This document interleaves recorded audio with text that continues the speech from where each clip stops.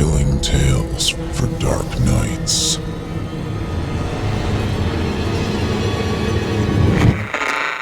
Want to make sure you never miss a Chilling Tales for Dark Nights video again? Be sure to subscribe and hit that bell to turn on notifications.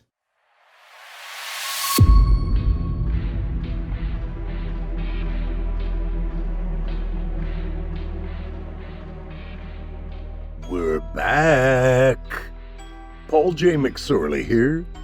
Chilling Tales for Dark Nights presents to you, dear listeners, Fear from the Heartland. Season 6, Episode 1 will air January 1, 2025. This will be a monthly anthology, airing the first Wednesday of each month. So, let's get after it.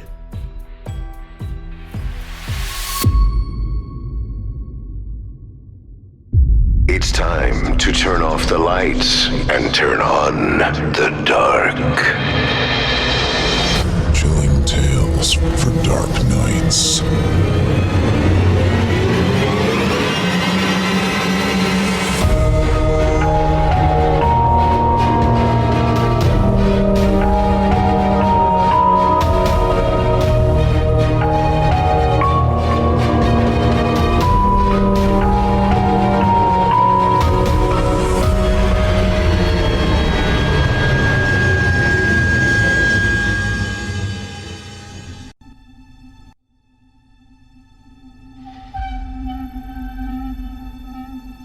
Good evening, friends, and Merry Christmas.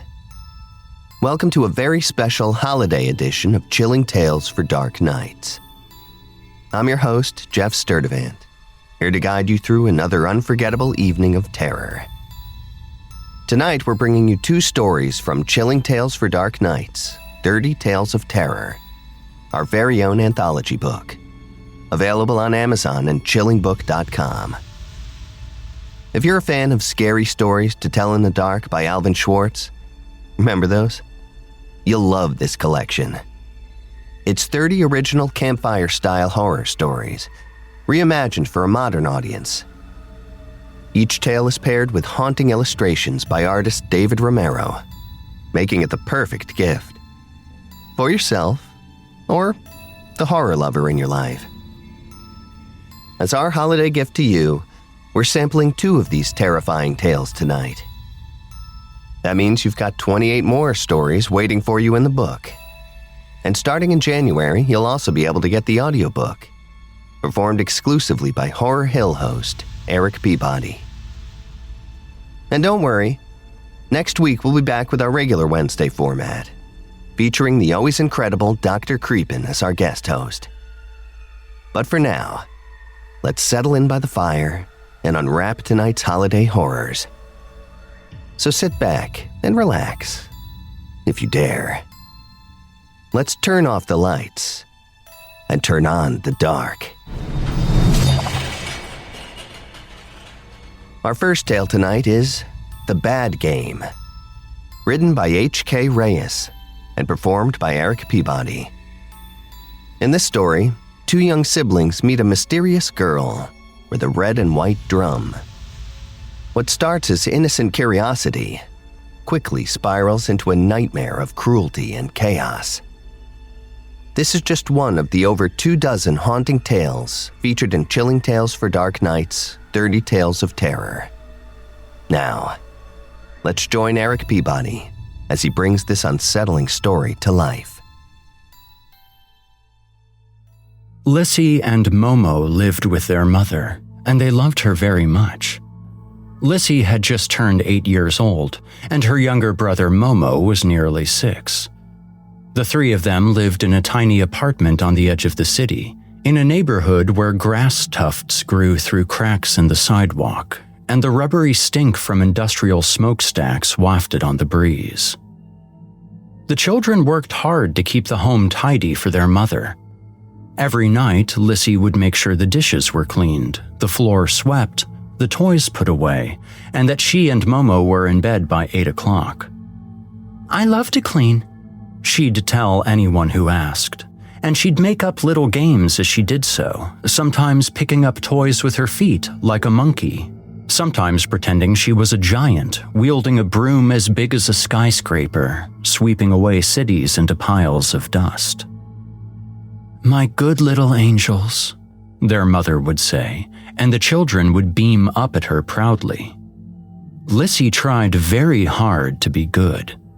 She never argued. She did her homework on time. She made sure her mother took all her medicines every day. And on nights when her mother was curled up on the floor, sobbing and screaming about the smoke crawling up the walls, Lissy would snuggle up to her tightly, petting her mother's hair and whispering, "There's no smoke, Mommy, no smoke," until she had cried herself to sleep. The mother never kept a job for long, so the family had little money. They survived on crumpled handfuls of cash from relatives and hand-me-down clothes from the children's cousins. Their toys came from bins they rummaged through at thrift shops. But the children enjoyed what they had and never made a fuss. More upsetting for the children were the times when their mother could not afford her medicines, for without her medicines, she would get very sick. Not a sickness that gave her a sore throat or a runny nose, she had explained to them, but a sickness that turned her into a different mommy, a new mommy, one who saw things that weren't there and thought things that were very strange. Lissy was a light sleeper, and she would sometimes wake to the sound of whispering coming from the other side of their two-room apartment. She'd stand up from the pile of couch cushions that served as her and Momo's bed and walk groggily to the bathroom. Her mother would be there, muttering gibberish to the mirror, her bony hands gripping the sink, her eyes as wide as saucers. "Come to bed, Mommy," Lissy would say, gently taking her mother's hand. Her mother would stare at her until her face lit up in surprise. "Javier," she'd say, "you've come back to us." The woman would grab Lissy's arm so hard it hurt and wrap her in a shuddering embrace, sobbing into her shoulder. "I'm so sorry, Javi," she would moan. "It was my fault, my fault." Lissy didn't remember much about her older brother, Javi. The accident had happened just after Momo was born, when she was still very little. She remembered she used to give him her cups of canned peaches when he had finished his own. She had a vague sense that she had once looked up to him. Their mother talked rarely about Javi and never about the accident. But on days when her medicine bottles had run dry, she would sometimes cradle the gray marble urn that held his ashes, weeping and singing to it, occasionally holding it to her bare breast like a suckling infant. One night, Lissy woke up to the feeling of something wet landing on her forehead, and she had opened her eyes to see her mother leaning over her in the darkness. Her bloodshot eyes smeared with tears, her hair a mess of tangled black, her nose oozing blood. "You're so good to me," the woman said, and Lissy watched her every move, her heart filled with a potent mixture of love and fear.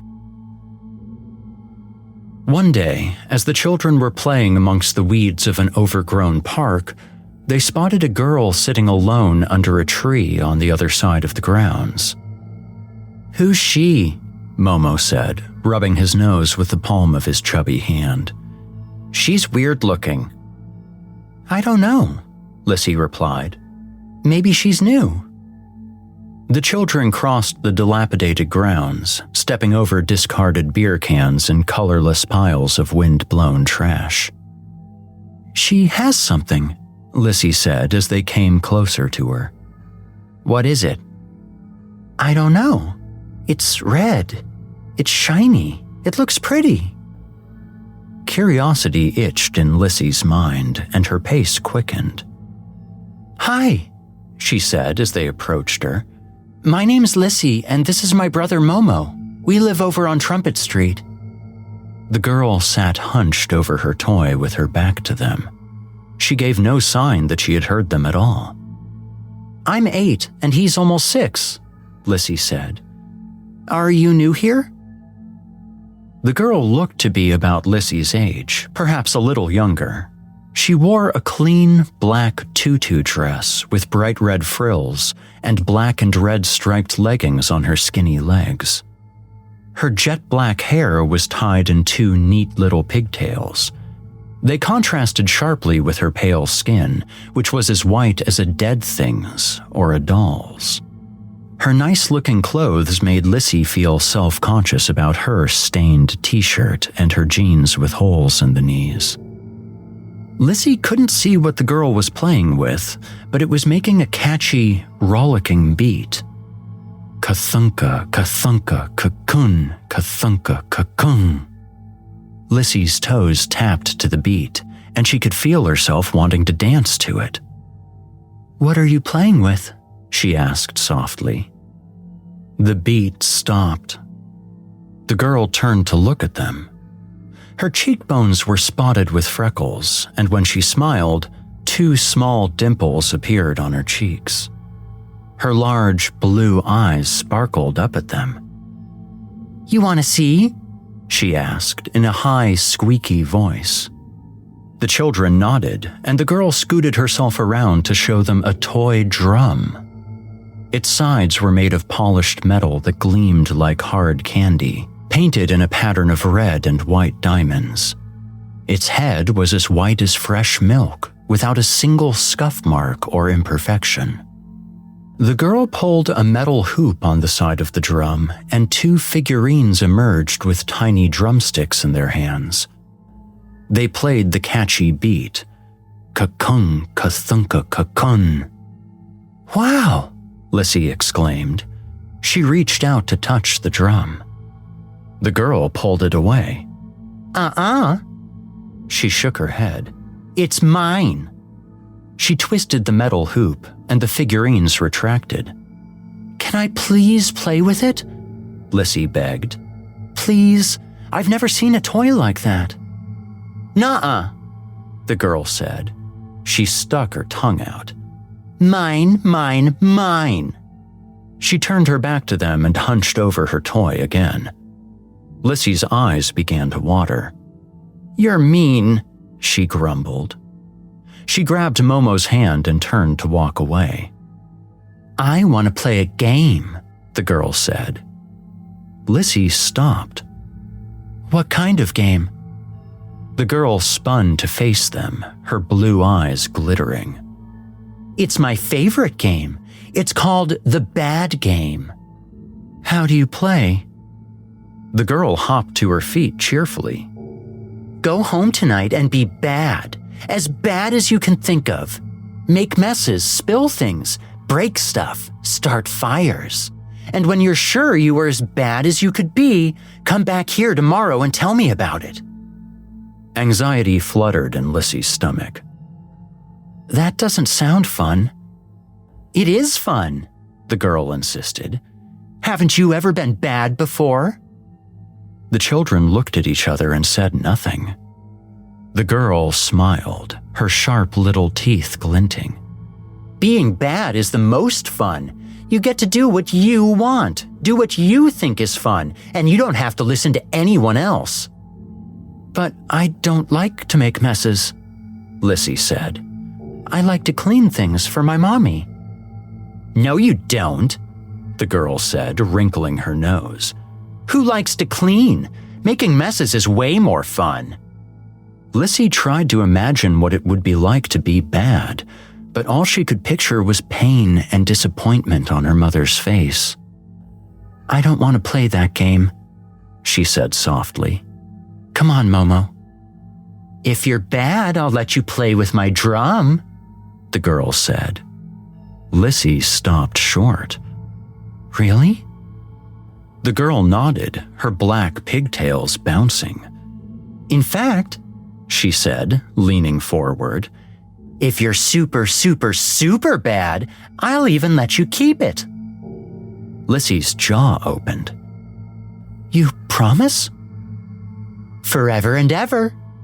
The girl nodded. She moved closer, inches from Lissy's face, and whispered, "But only if you're bad tonight."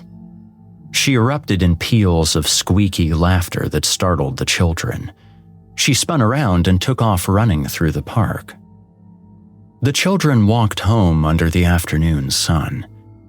They opened the door to their apartment and entered the cramped, multi-purpose room that served as their kitchen, family area, and playroom. Momo went to the corner where he kept his coloring books, while Lissy settled herself next to the little plastic crate that held her toys. She picked up the doll that she had named Lissy Jr., an olive-skinned toy with one arm missing and a head flecked with sparse bristles of tangled brown hair. The paint on its eyeballs had worn away, leaving only flesh-colored globes where its eyes had been. She dropped the doll back into the pile and sat down beside Momo. "I want that drum," she said. Momo's dark, thoughtful eyes lifted to meet hers. "She said we'd have to be bad to get it." "I know. I still want it." He wrapped his arms around his belly and rocked back and forth. "I don't want to be bad." "It's just for one day," she said. "We'll be bad today, and then we'll get the drum and we'll be good again. Don't you want to play with it?" Momo's head tilted slowly down toward the floor. "I liked how shiny it was," he said after a moment. "I liked the people who came out." "We'll all play with it together. You, me, and Mommy. We'll dance together like we used to. We just have to be bad first." "I don't know how to be bad." Lissy grabbed a blue crayon and held it up to him. "Bad kids draw on the walls. You like to draw, so just draw on the wall instead of on your paper." She pushed the crayon into his hand and guided it to the wall. Momo whimpered in protest, but he began joylessly coloring circular spots. "Good," she said. "Keep doing that." She took a red crayon from Momo's pile and stood to face the wall.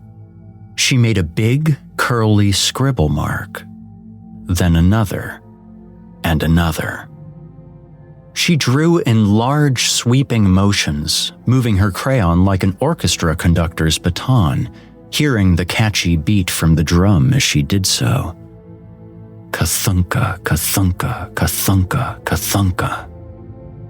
The girl's thoughts were drowned out by the pounding beat, so clear in her mind the drum might well have been in the room.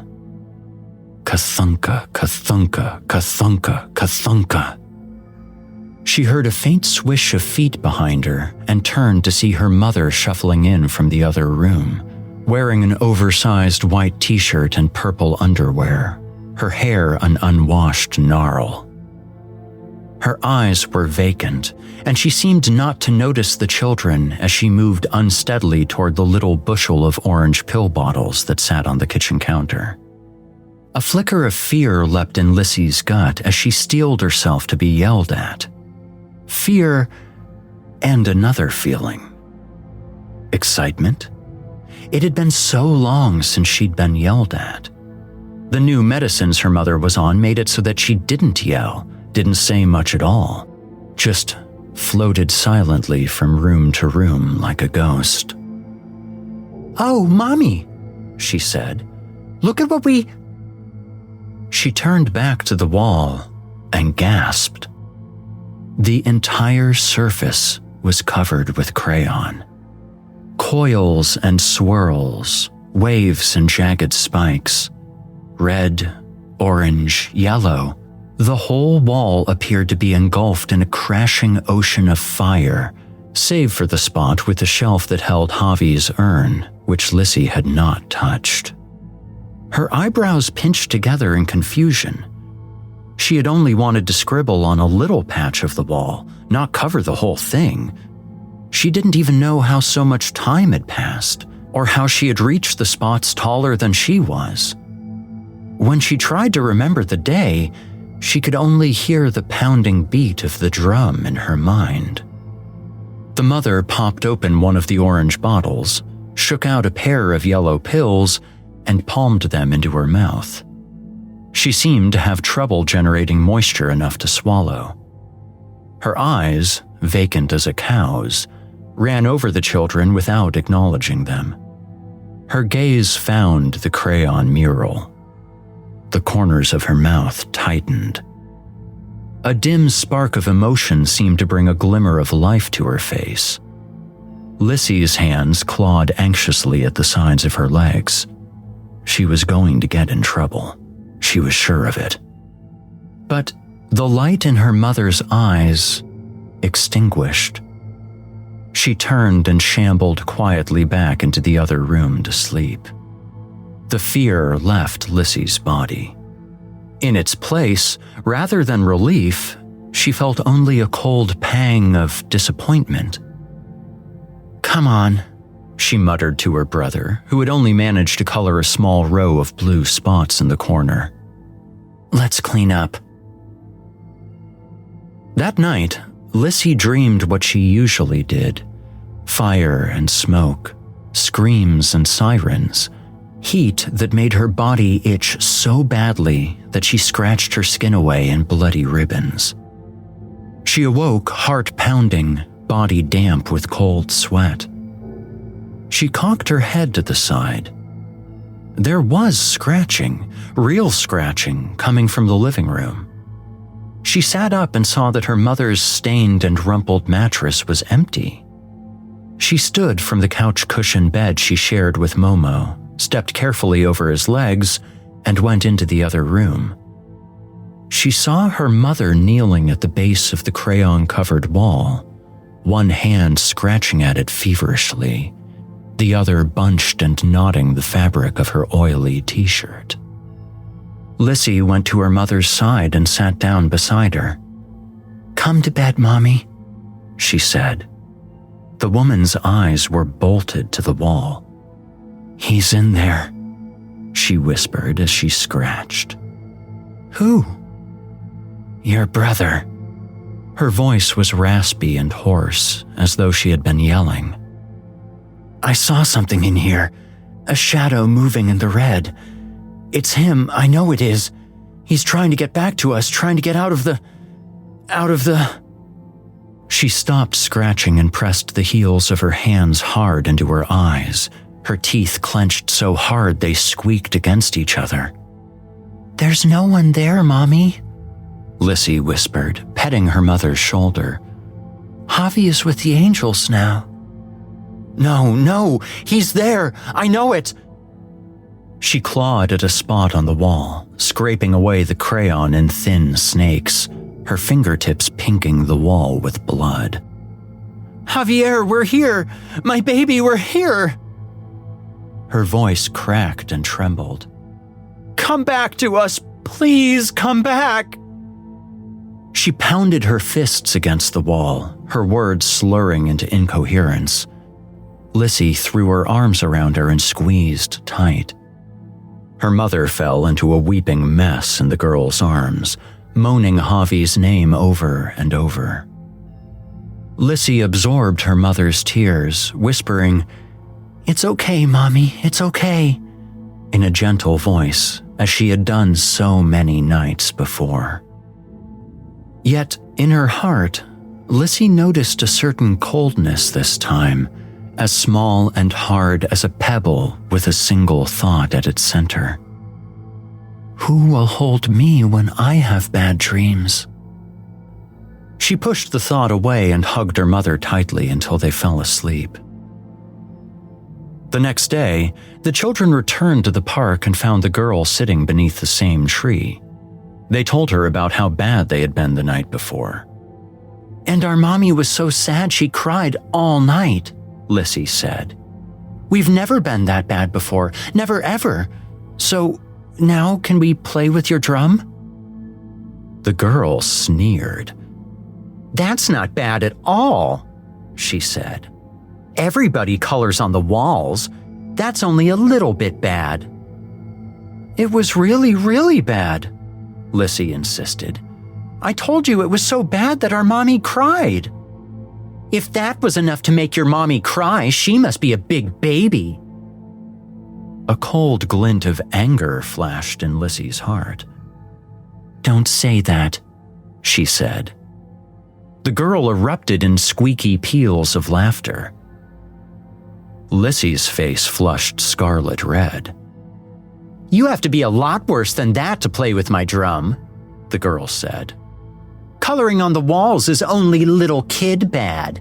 You have to be really bad to win the bad game." Lissy stood up from the ground and brushed flecks of dirt and dead grass from her jeans. "I don't want to play. I don't want to be bad and get in trouble. This game is dumb. You're dumb. I don't want—" "You're just scared of making your mommy sad," the girl sneered. "You're scared if she gets sadder, she'll take even more medicines and talk to you even less." Lissy frowned. How did the girl know about the medicines? Had Lissy said something? She couldn't remember. The girl laughed at her, shrill and mocking, and Lissy stormed away. She spotted Momo kneeling on the ground a few yards away, picking at blades of yellowed grass and tossing them up to flutter in the breeze. "Come on, Momo!" she shouted. The boy started and looked up at her with fear in his eyes. They walked home, Lissy in front with fists clutched in anger, Momo trailing behind nervously. She shoved open the door to their apartment, banging it hard against the rusted doorstop, and stomped inside. She stood in the middle of the room, her breath coming in short, hot bursts. Her slitted eyes roamed around the apartment, glaring at the stacks of dirty dishes in the sink, the little chest of toys in the corner, the soapy water bucket she had filled to try to clean the crayon from the walls that morning.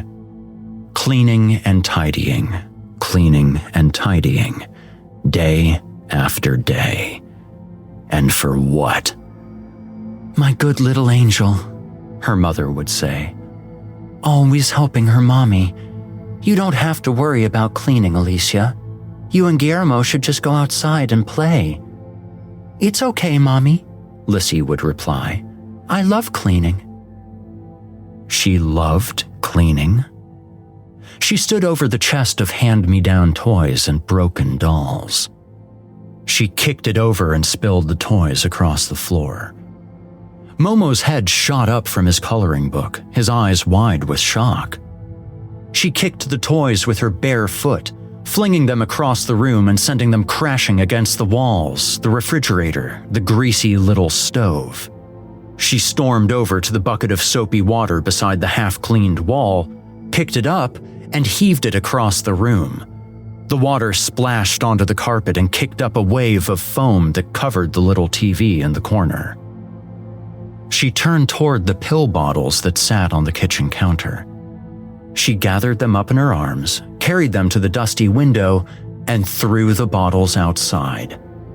The orange plastic glittered in the late afternoon light as they fell into the filthy dumpster below. "Lissy, stop!"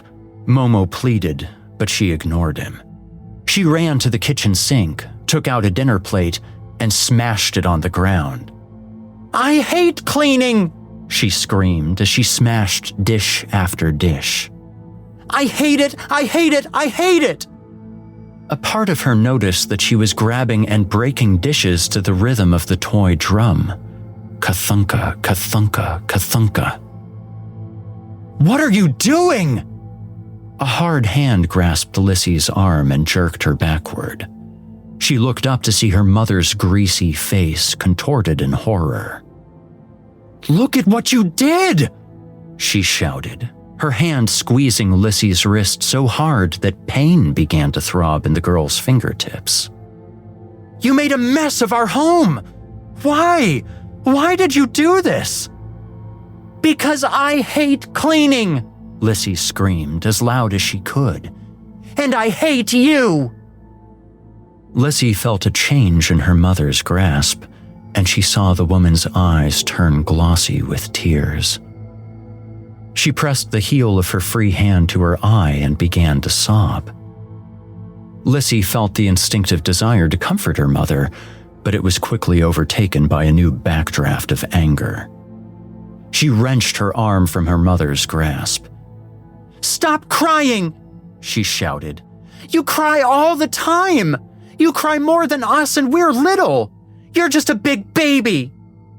She picked up a half-broken plate and threw it blindly against the wall. It struck the urn that held Javi's ashes with a sharp clink.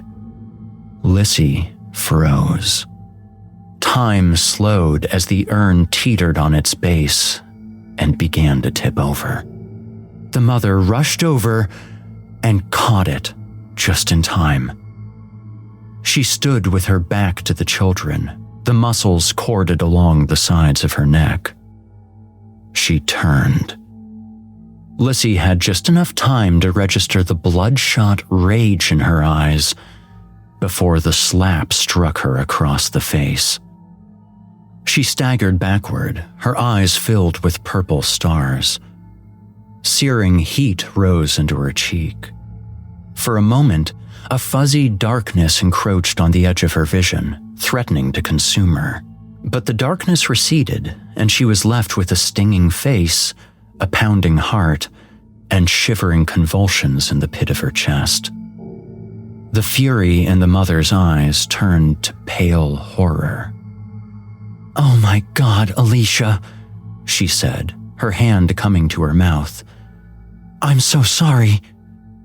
Lissy fell to the ground, screaming like an infant, her tears tracing hot lines down her cheek.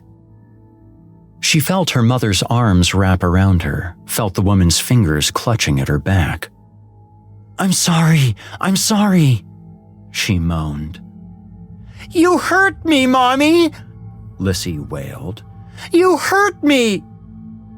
I'm so sorry." Momo joined them, blubbering his own confused tears. The family wept together, sobbing among the broken toys and shattered glass, as the sunlight retreated out the windows and darkness swallowed the room. "No," the little girl said. "That's still not bad enough." Lissy stared at her, open-mouthed, speechless. The girl smiled back at her, her black pigtails flicking in the cold wind. Behind and above her, the shaggy tree swayed against an overcast sky. Lissy's mouth closed slowly. "I did everything you said," she said. "I broke everything. I made the biggest mess. My mommy hit me. She never did that, never ever." The girl shrugged. "That was kinda bad, but not enough to win the game." Lissy's vision blurred with tears. "I don't know what to do," she said. "I can't think of anything else bad to do." "Don't cry, you big baby," the girl said. "We're just playing. Why do you want the drum so much anyway?" Lissy wiped her face with the sleeve of her shirt. She hiccuped as she spoke. "The music is good. My mommy would really like it. She used to dance with us before she got sad.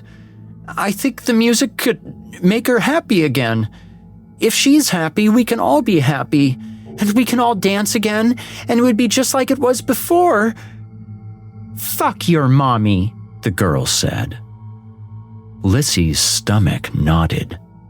The air, damp with the scent of approaching rain, grew colder. "I don't care about her," the girl hissed. "And I don't care about your stupid dancing. I just care about the game. And if you want the drum, you have to be a lot worse. You have to be as bad as you have ever been in your whole life." "What else can I do?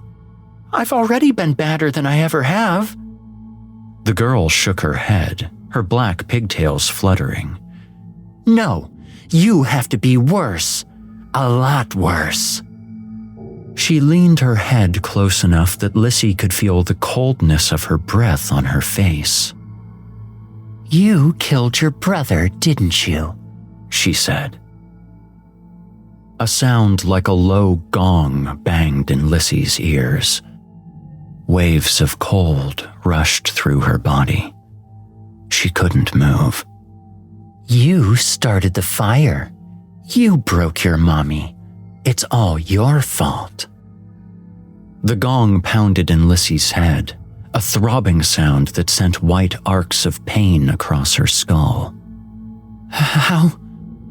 She stammered. How do you? Everyone knows it's your fault, the girl said. It's one of the worst things any kid has ever done. You want the drum? Do something as bad as that.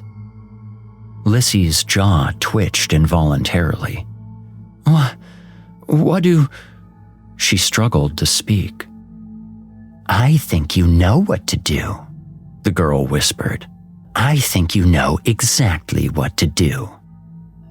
Lissy's skin tingled with spots of cold, like icicles pricking at her arms and legs. It was a moment before she recognized it as rain. The sky opened and rain fell, heavy and cold, splashing on Lissy's face and breaking her trance. She stood up and ran. Momo! She called, and the boy ran out from under the tree to join her, his little feet slipping on the grass. They dashed into their apartment, slamming the door shut behind them. Lissy locked and bolted the door, leaning her back against it as though to keep something out. She slid down the door and sat hugging her knees into her chest, wet and trembling. She held her head in her hands, feeling the oscillating pulse of the pain in her skull as regular as the ticking of a clock. She could hear her mother in the other room, speaking on the phone. I know I just refilled my prescription, but I'm out, totally out. It was an accident. My kids... Yes, I know it's a controlled substance, but I need it now. I'm already hearing the whispers. They're telling me to do things, awful things. Lissy chewed her bottom lip, trying to cover over the pain in her head with pain of a different kind. Tears flowed into the wetness on her cheeks and became cold. You killed your brother. It was an accident, she whispered. You broke your mommy.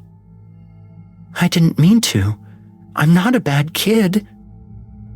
It was all your fault. No, no, no, she shouted. I didn't even want to play with the stove. I only did it because... She looked up at the gray marble urn that held Javi's ashes. Water dripped down her body and soaked into the carpet beneath her. A memory came to her from a place deep within, a place long hidden behind a wall of black smoke. Come on, it'll be fun, Javi said. The slim, dark-haired boy stared down at her with a cocky grin. He shifted the load of red and yellow fireworks he held in his arms.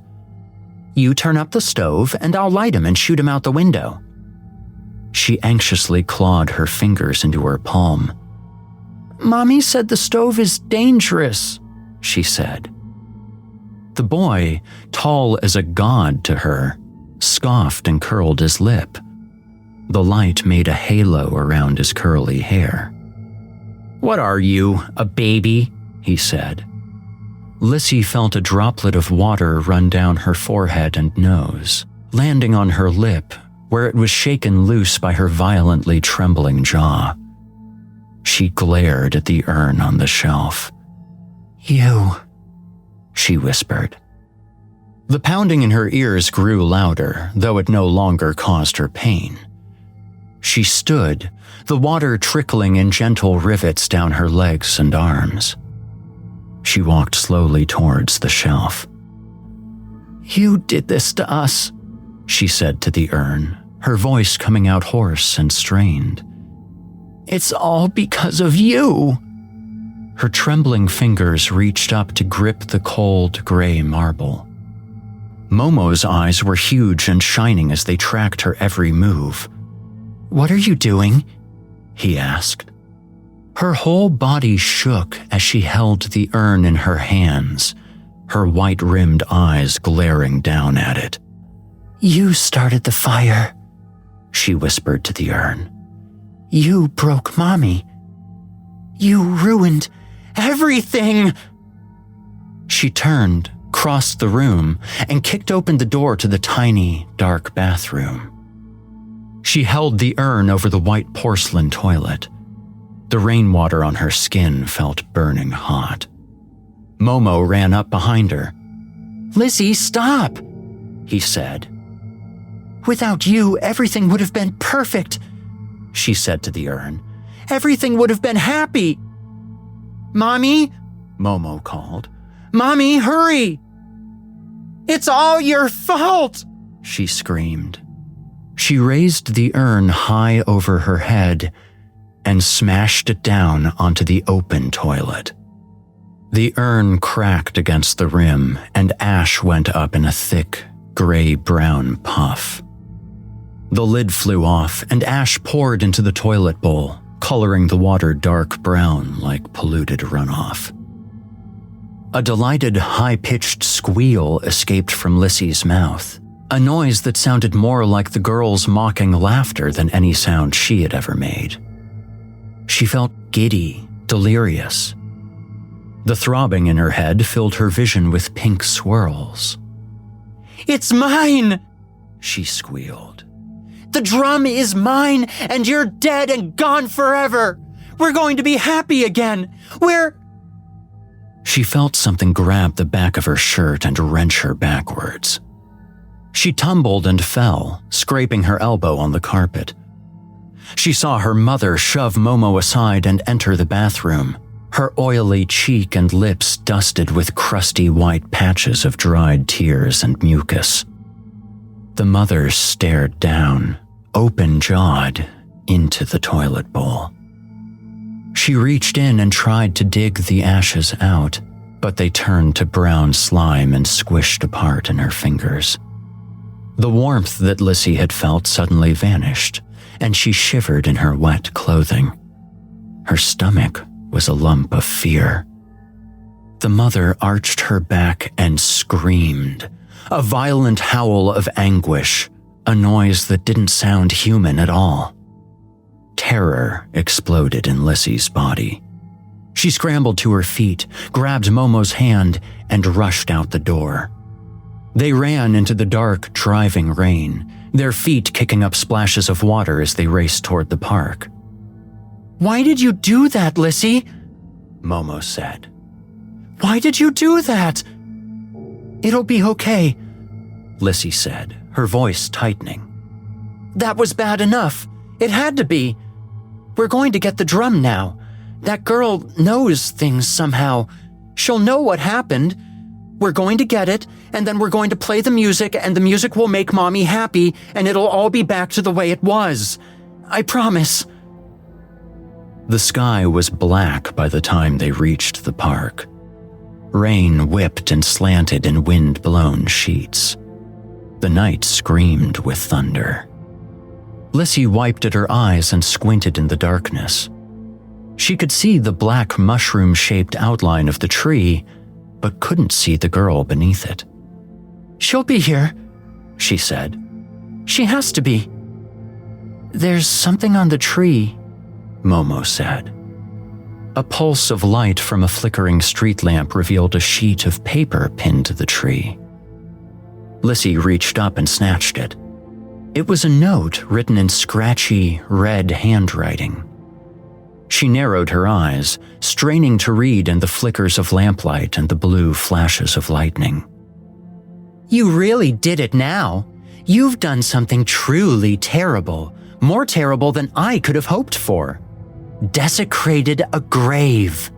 That's enough to get you sent to the cold place, the dark place, the forever place where all the bad things go.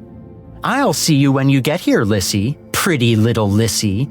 But now it's time for you to get what's coming to you. Go home now, and she'll be waiting for you. Say hello to your new mommy." She crumpled the note into a wet ball and pounded it with her fist. I hate you!" she shouted. "I hate your stupid game!"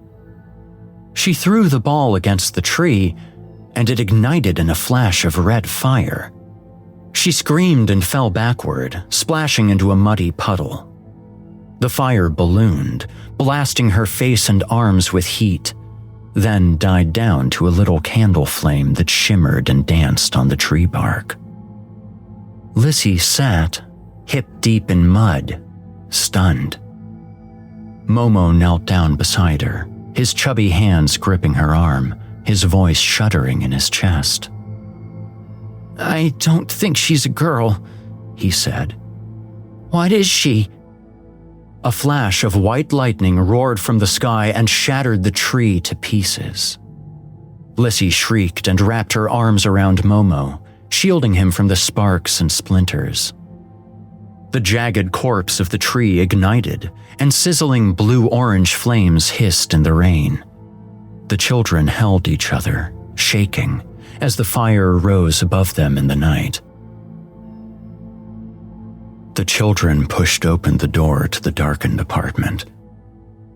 The pinched squeal of the hinge and the muffled moans of the storm outside were the only sounds. There was no light in the hallway or on the street outside the window. Lightning had killed the power.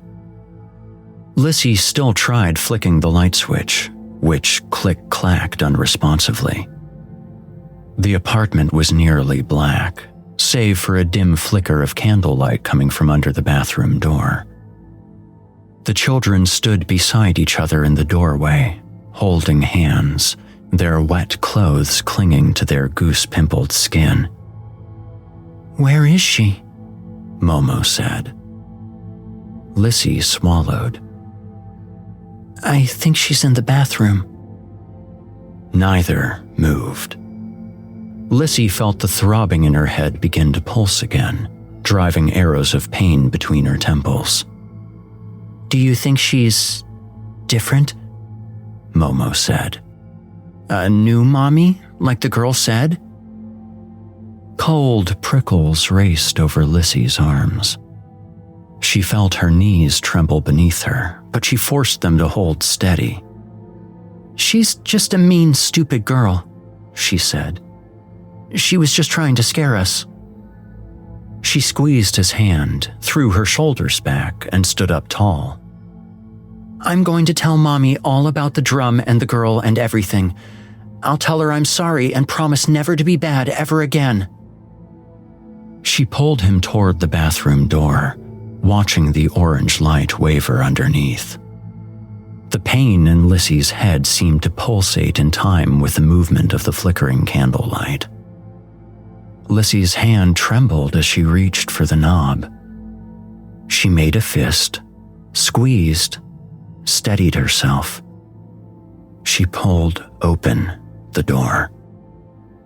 "Mommy, I'm sorry that I—" Her voice died on her tongue.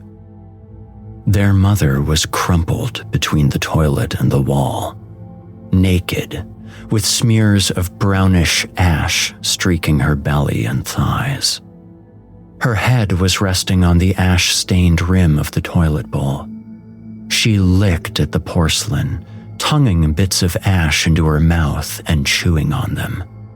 Bloody mucus oozed from her nose and down her lips, dangling in a long thread from her chin down into the bowl. Her eyes were glassy, vacant, staring at nothing, her pupils like huge black pits in her skull. The backs of her legs, splayed out behind her, were black with excrement. The mother's eyes flicked up to look at them. Her face was utterly empty at first, like a cadaver that was moving from electrical impulse alone. Then, her eyes flamed with rage. She let loose an animal shout and leapt from the ground, hands outstretched like claws. She took hold of Lissy's neck and squeezed, thumbs pressing hard into her throat. Lissy tried to suck in air to scream, but her lungs could pull nothing. She clawed at her mother's arms, but the woman's body was hard as carved wood. The pain in Lissy's skull pounded in her ears, ka-thump, ka-thump, and red tangles crept in at the edges of her vision. She heard the distant, hollow sound of Momo shouting, "Mommy, don't!" The pressure on Lissy's throat shifted, and she felt herself hurtling through the air. Her head cracked hard against the ground, sending purple flashes across her vision and dulling all sound into an indistinct roar. The room spun. She tried to come up on her elbow, but it slipped out from underneath her. Her vision swirled, taking in random slices of the room: the candle, the greasy stove, the empty shelf, her mother throwing Momo to the ground, the crayon mural on the wall. The mural. What was different about it? She squinted and noticed something that hadn't been there before. A dark figure standing amongst the flames. Sound rushed back into her ears, and she heard Momo's screams. She turned and saw him pinned under the mother's knee, his chubby hands trying feebly to shield himself as she punched his head savagely with her bald, bloody fists. His face was red and broken, and his throat gargled blood as he begged her to stop. Lissy tried to scream, "No, Mommy, stop!" But her voice could not make noise. She tried to crawl towards them to get in between the blows, to protect him, but her arms and legs would not obey her commands. The mother reached behind and picked up the empty marble urn in her trembling fingers. She caressed it slowly, dragging a bloody fingertip down the side. An anguished, guttural noise came from somewhere deep in her chest, and she raised it above her head. The edge of the urn caught the candlelight and gleamed orange. The mother screamed as she brought it down with all her strength, again and again, bashing little Momo's head to a red pulp of bone and hair. Lissy watched, not breathing, her body rigid with terror. Heat boiled between her legs as her bladder released itself. The mother brought the urn down a final time and ground the base into the red mash. She lifted the urn and cradled it in her arms, the gray marble flecked with reddish bits of glistening brain and teeth. She stood above the boy's body and took a long, slow breath. Her head tilted slowly, unnaturally, toward Lissy. She regarded her with a cold, blank stare. Twice, she hissed. You killed him twice! She stepped out of Lissy's field of view. Lissy stared at Momo's chubby hands, watched his clawed fingers shudder and twitch. She heard the mother's footsteps crossing toward the kitchen, then a quiet rustle and a swish of liquid. The footsteps moved closer again, and she felt something wet sprinkle on her back. Her nose filled with a scent that reminded her of summer barbecues at her auntie's house. Killed him, the mother said. Killed him, then killed what was left of him. There was a thud and a watery gurgle as the woman tossed a plastic container onto the carpet. It bounced into Lissy's view, and she saw the words, lighter fluid, in red lettering. No, thought Lissy in panic. Have to get up, have to get away. She tried to move, but couldn't. The pounding in her head picked up tempo. Jealous, always jealous of my son, my angel. So you took him from me, all of him. The mother crouched into Lissy's view, still cradling the urn in one arm. Her eyes flicked to the black shape in the crayon mural. "She told me, 'You're bad, will always be bad and deserve what's coming to you.'" The mother went to the bathroom and picked up the shimmering candle from the floor. She carried it in her white-knuckled hand, her jaw bulging, her eyes flashing. "Deserve to know what it feels like." "Someone help me!" Lissy tried to scream, but there was no sound. No sound but the pain booming over and over in her skull. Ka-thump, ka-thump, ka-thump. Cycling and cycling. A rising beat that drowned out all else, unbearably loud, blasting and booming and pounding like a drum. The thought shot through her mind as her mother dropped the candle and the world turned white. The police arrived to find the apartment half engulfed in flames. There was a naked woman sobbing in the corner and 2 dead children. One bludgeoned, the other a smoldering, blackened husk. Emergency personnel extinguished the flames and dragged the woman away. She screamed nonsense about a little girl who had lied to her, who had promised to take her to her son if only she did something terrible. The officers agreed it was all an act. She had prescriptions for some hard stuff, but it was all gone, long before the refill date. Sold on the street, they concluded, like the rats in this part of town always do, and this was a rat house, no doubt about it. Filthy, broken dishes, toys all over the floor, drawings of fire and creepy little girls dressed in black on the wall. No, the insanity defense would never hold, they agreed. They were going to send the bitch straight to hell. Still, one small thing about the scene perplexed them. Clutched in the hands of the girl who had been burned to death was a curious thing. A red and white patterned drum, brand new, without so much as a single scorch mark on it. How strange, the officers all thought to themselves. Then, they shrugged their shoulders and carried on with their work.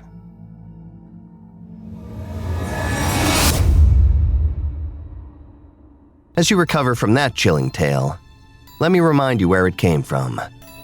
Chilling Tales for Dark Nights, Dirty Tales of Terror.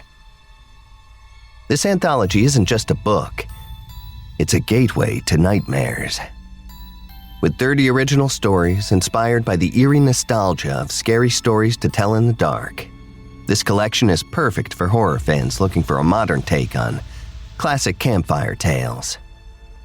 From vengeful spirits and sinister creatures to macabre mysteries, this book has something for everyone.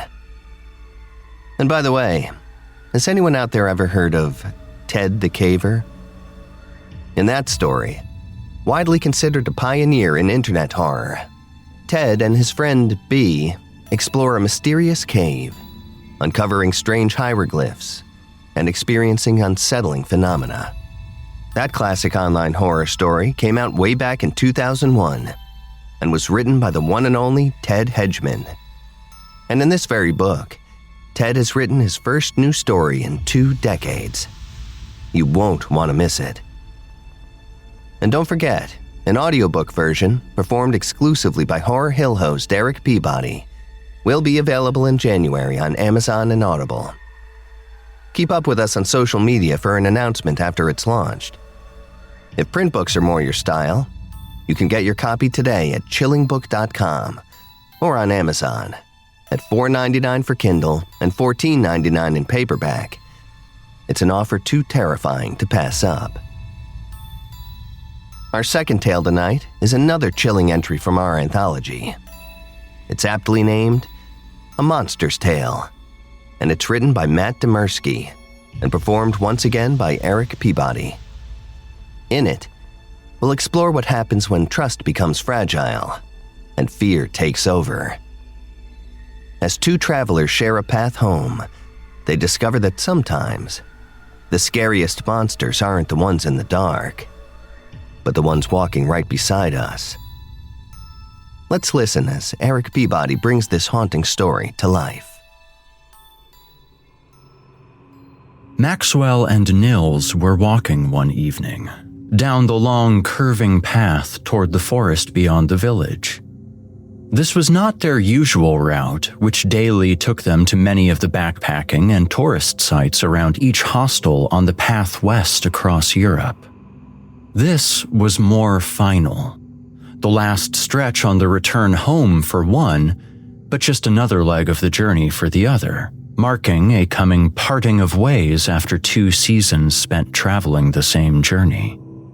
Nils raised his arms to the orange and purple horizon. "I love sunset, my favorite time of day." "Makes me tired," Maxwell responded. "But I've had coffee, so I'll make it." "Tired? This is when I come alive." Maxwell smiled graciously. "As I've seen. Was it Frankfurt or Prague that you sat out all night watching the stars for a week straight?" "I can't remember anymore. It's been a long journey."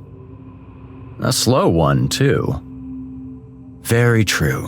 No rush," Nils sighed, then peered ahead at the forest on the horizon. "I recognize this place." "You've been here?" A slow grin crossed his features. "I have a story to tell you."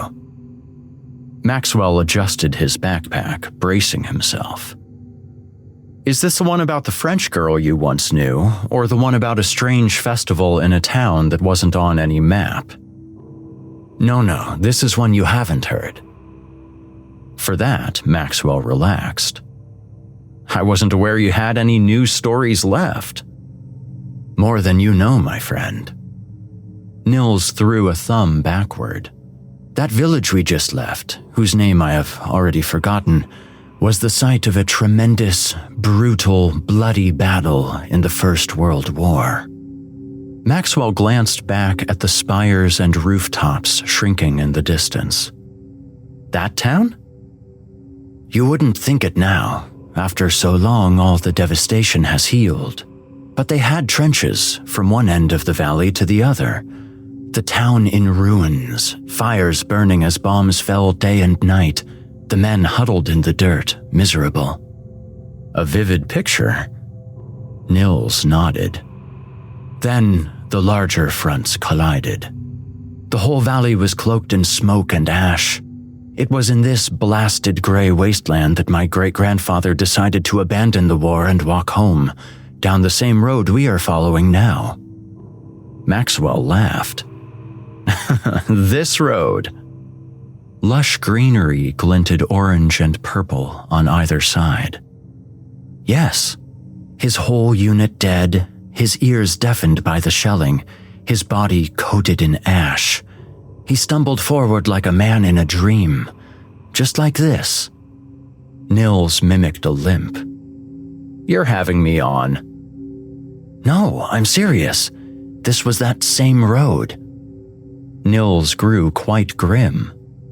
But then, he saw another man on the road, limping along the other side, moving in the same direction, also deafened, also coated in ash. At that unexpected turn in the story, Maxwell raised one eyebrow and waited. Both men were relieved at first. The war had brought about hell on earth, and they had both feared that they were the last man alive in all of creation.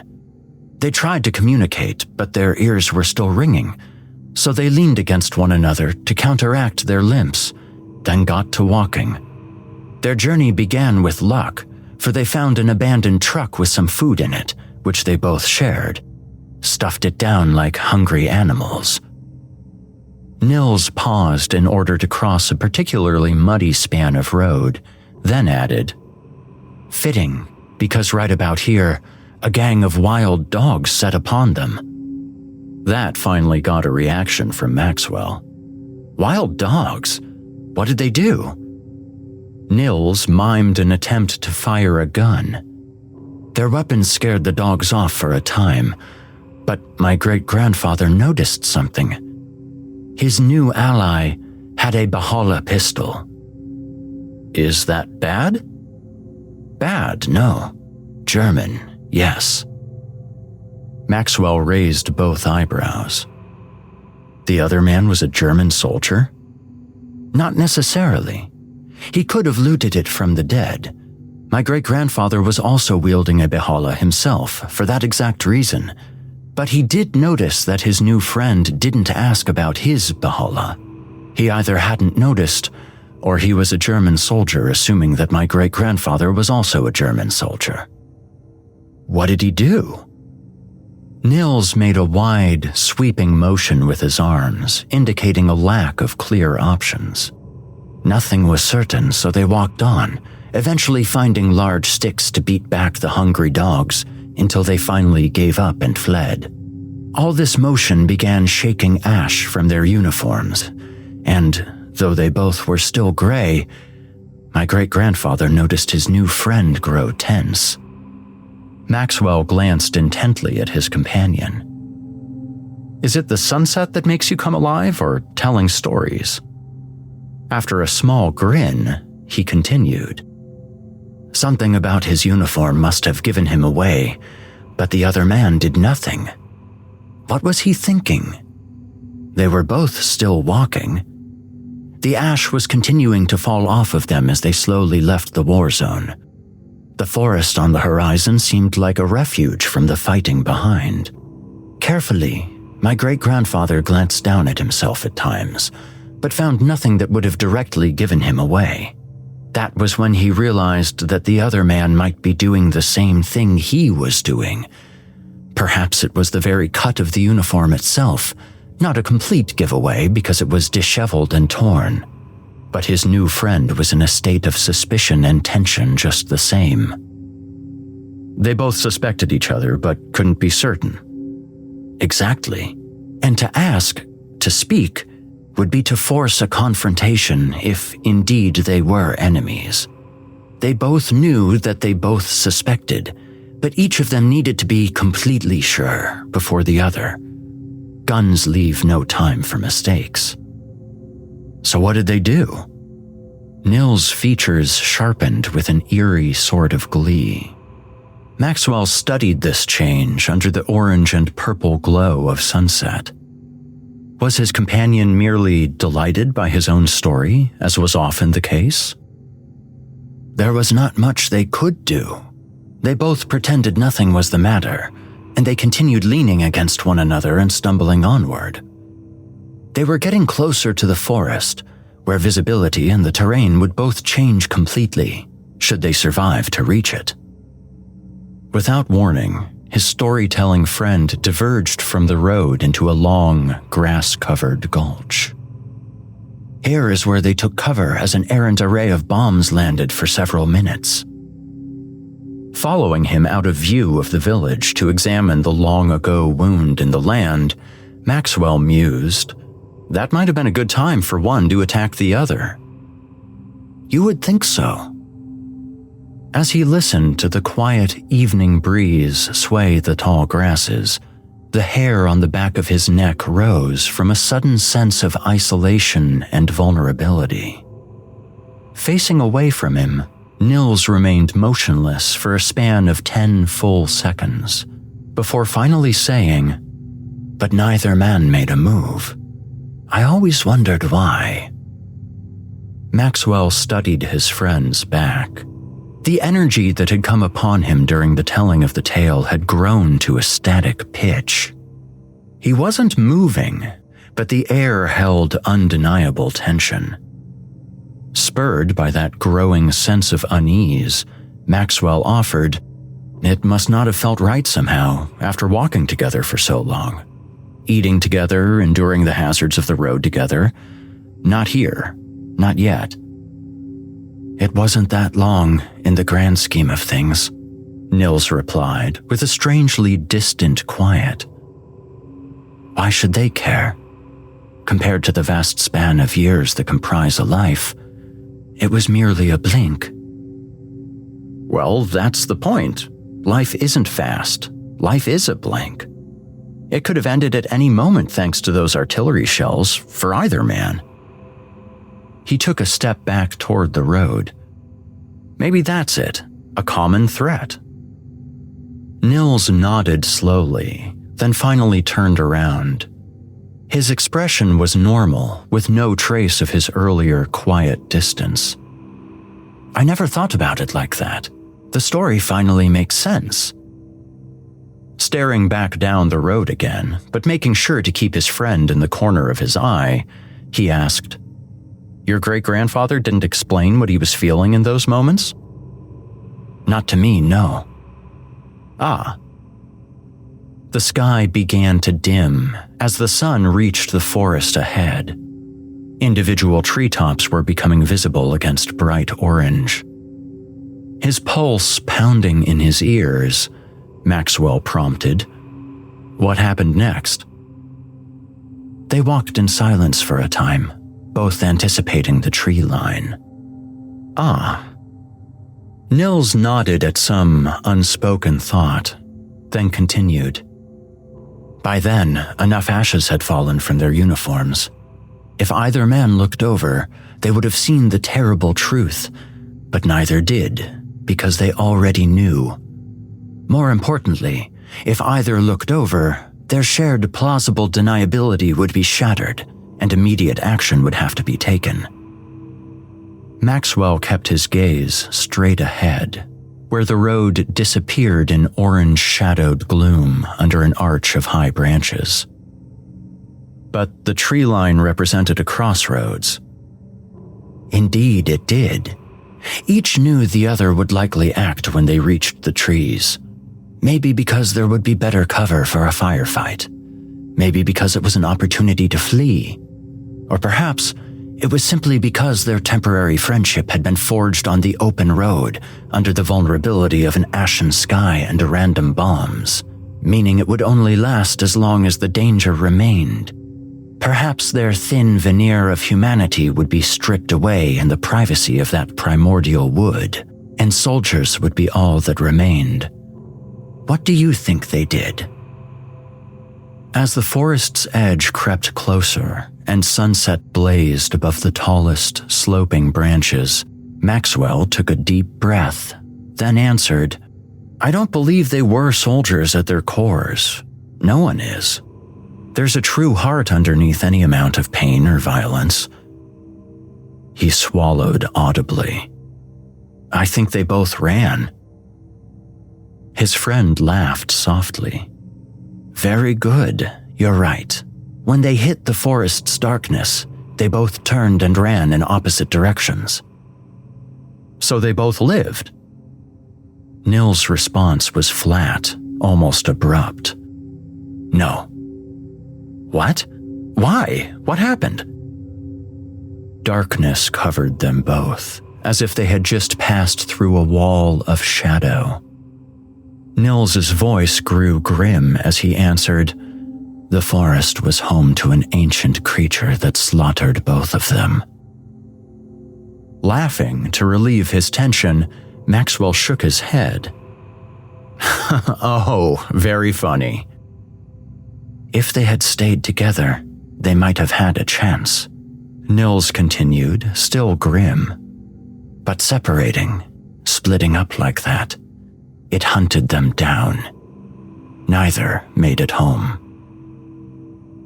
His tension returning as an intense, creeping dread, Maxwell thought for a few moments as he walked in darkness. He knew what he wanted to ask, but he also knew what would happen when he did. However, if he didn't, then Nils would know that he knew, and the same thing would happen anyway. At long last, he worked up the courage. "Nils, my friend, if both men died, if your great-grandfather never returned home, then how do you know this story? Well, his gloom-shrouded companion said calmly, it's like you and me. This is just another leg of your journey, but I'm returning home. Maxwell let those words sink in as they walked deeper into darkness. A rush of adrenaline seared fire up his nerves. He turned and leapt from the road, barreling between the trees as fast as he could possibly move.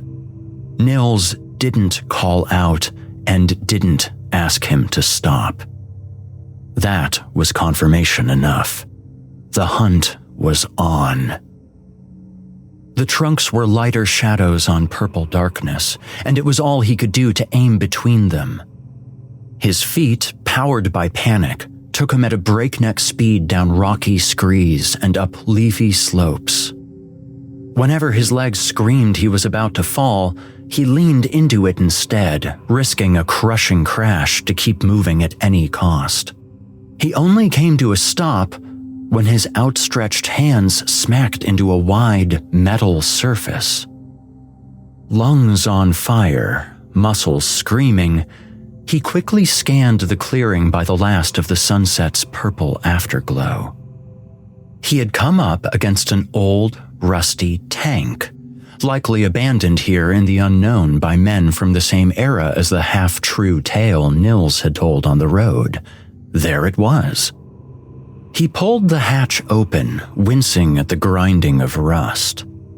The sound seemed impossibly loud in the still and empty forest, but he just had to hope the noise wouldn't carry back into the trees. Finally, starting to think clearly after his initial panic, he pulled a flashlight from his backpack and leaned in just enough that the light wouldn't be seen outside the tank. The beam revealed an inner space covered in cobwebs, dirt, and exposed metal, but it seemed far safer than being out in the night with some unknown creature. That was exactly why he didn't climb in. If this forest was Nils's home, he would know about this forgotten tank. Very carefully, he turned off his flashlight, pulled back, and closed the hatch. Listening to the night from atop that pile of metal, he heard nothing. No birds, no breeze, no movement. He had no choice but to carefully descend back into unseen grasses, then stumble his way through the clearing toward the other side. When he finally reached the trees again, he heard a sound that made his blood run cold. It was the sound of grinding rust. Sliding behind a tree, then staying absolutely motionless, he listened as the sound of something moving on metal emanated from the clearing. At first, the sequence didn't make sense. He hadn't heard anything climb up the tank. He'd only heard climbing down. It was then he realized what that meant.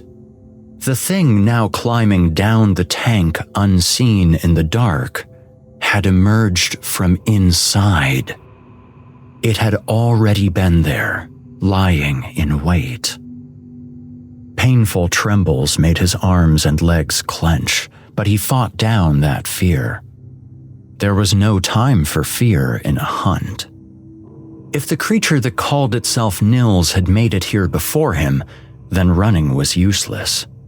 He had never run so fast and so far in his entire life, and he likely never would again, one way or another. What other strategies were there?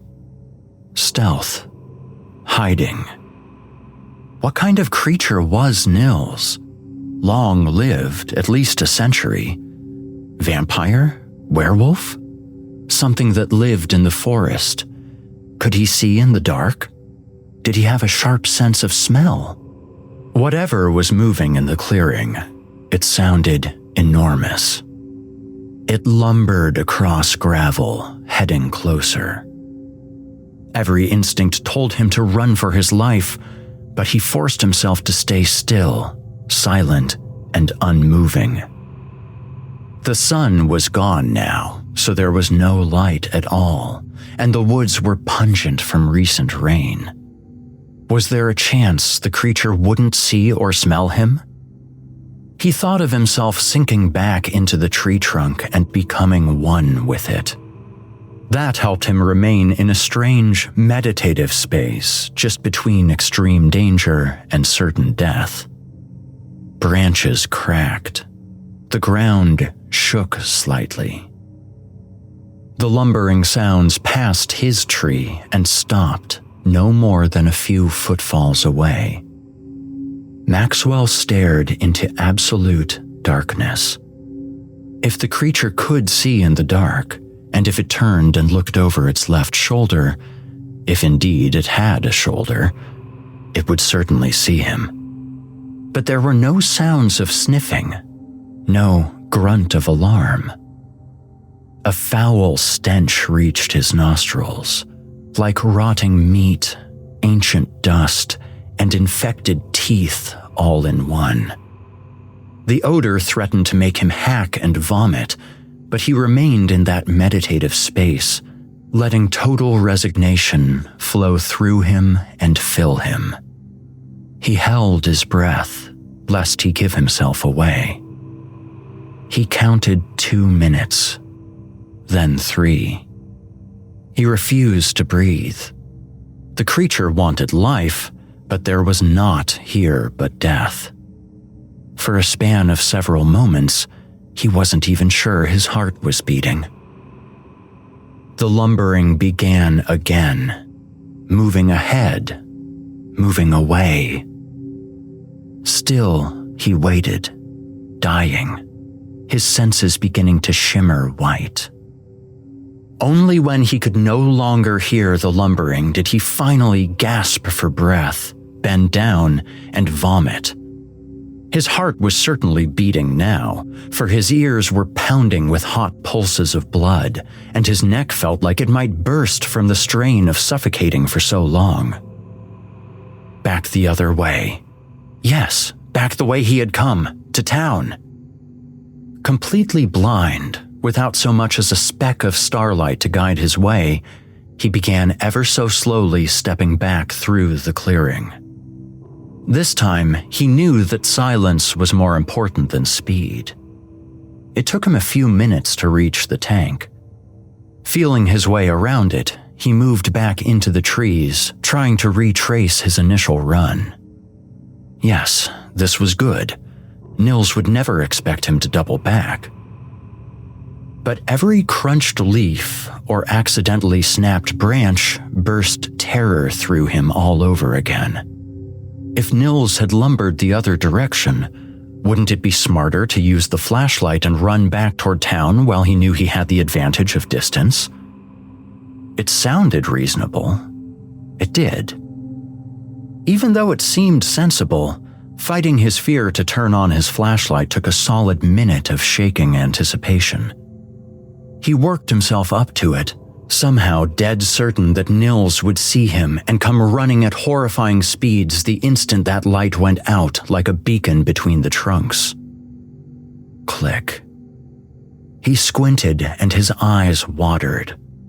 It was like a dozen sunrises all at once, and he almost cried out in surprise at how bright it felt, until his eyes adjusted. After that, he began moving, finally able to see where he was going. He thought he'd run an incredible distance initially, but he found the road in just a few minutes. There, by the side of the road, sat a car. Running up to it, he peered inside. The seats were covered in gore. His heart sank. Behind the car, lying mere steps away, were 2 bodies. A father and daughter, mauled as if by some massive animal. No, more than mauled. Eaten. Hunting a lone and isolated friend was one thing, but this? For the first time, he felt angry rather than afraid. He held his breath and knelt near them, looking for anything he could use. The father had a gun. Maxwell raised the pistol slowly. He'd never considered himself a violent man before, but this was another situation entirely. He held it in one hand while searching the father's pocket for keys. Not in the pockets. He forced open the father's clenched hand, grimacing as the fingers cracked. Grabbing the revealed keys, he climbed into the car, threw his backpack in the passenger seat, and sat in old gore to attempt to turn on the engine. It turned on just fine, but the headlights immediately revealed a towering, wide, spiked face on some massive, unseen body lumbering toward him. Acting on instinct, he slammed the car into reverse, accelerating away just barely fast enough to avoid the hood being grabbed by a tremendous claw. He wanted to laugh as the distance grew between them. Was he actually going to live? He took the time to swing the car around and start driving forward, heading for town at speeds that made the car bump and shake wildly. The dirt road hadn't been made for vehicles, let alone speeding ones, but there was no chance in hell he was going to slow down. At least, not until he heard something impact the roof of the car. A heavy weight settled upon it without warning. Could that huge thing fly?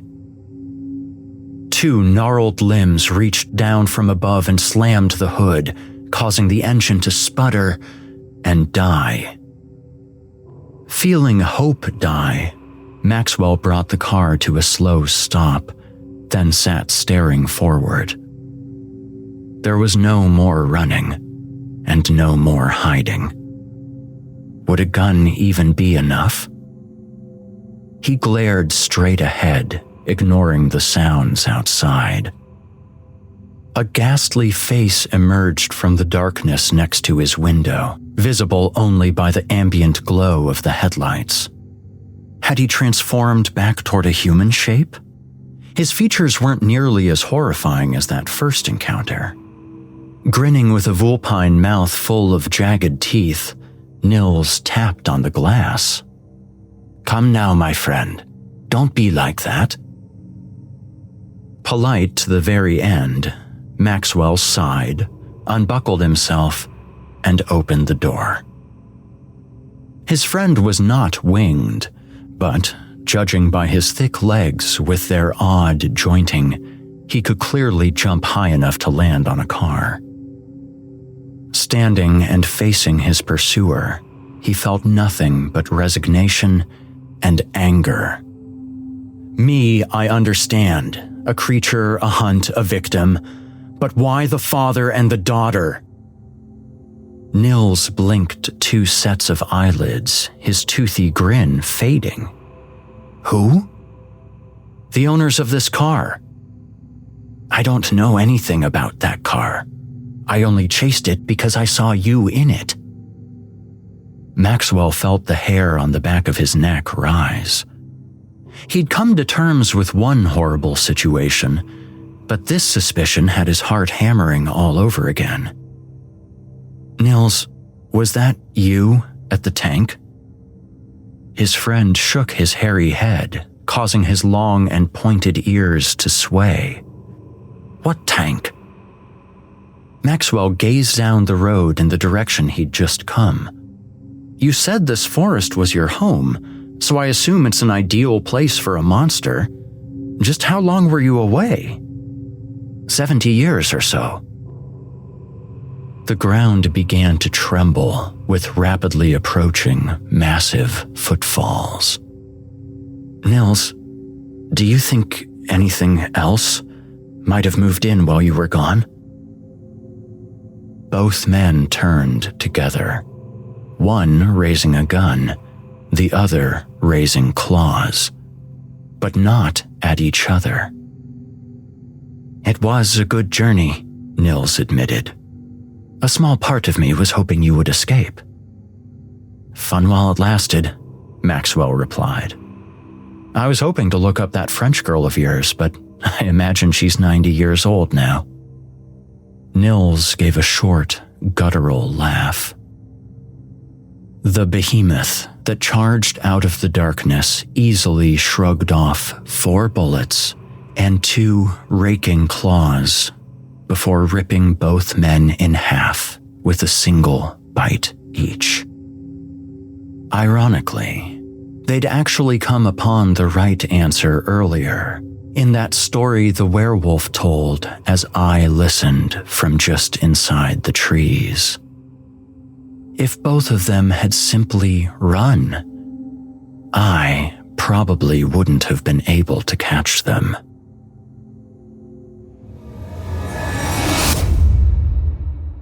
That was A Monster's Tale, as written by Matt Dymerski and performed by Erik Peabody. I hope you enjoyed that tale as much as we enjoyed bringing it to life. And that's a wrap for tonight, my friends. We hope you've enjoyed this special Christmas Day edition of Chilling Tales for Dark Nights. These 2 tales are just a sample of what awaits you in Chilling Tales for Dark Nights, 30 Tales of Terror. With 28 more haunting stories in the collection, this book is the perfect way to keep the spirit of horror alive into the new year. Remember, the anthology is available now at chillingbook.com or on Amazon. And don't forget, starting in January, you can experience the entire book in audio, performed by Horror Hill's Erik Peabody, available on Amazon and Audible. Thank you for joining us tonight. If you enjoyed the episode, leave us a 5-star review on Spotify, Apple Podcasts, or wherever you listen. Follow us on social media and subscribe to our YouTube channel for more chilling content. Every comment, thumbs up, and review helps us keep the darkness alive and satisfies the hunger of the algorithmic gods. And don't forget, we'll be back next week with our regular Wednesday format, featuring the return of Dr. Creepin as our guest host. You won't want to miss it. I'm Geoff Sturtevant, wishing you a safe and peaceful holiday season. Thank you for spending your Christmas night with us. And until next time, stay safe, stay spooky, and as always, turn off the lights and turn on the dark. Sweet dreams, listener. Sweet dreams. Chilling Tales for Dark Nights.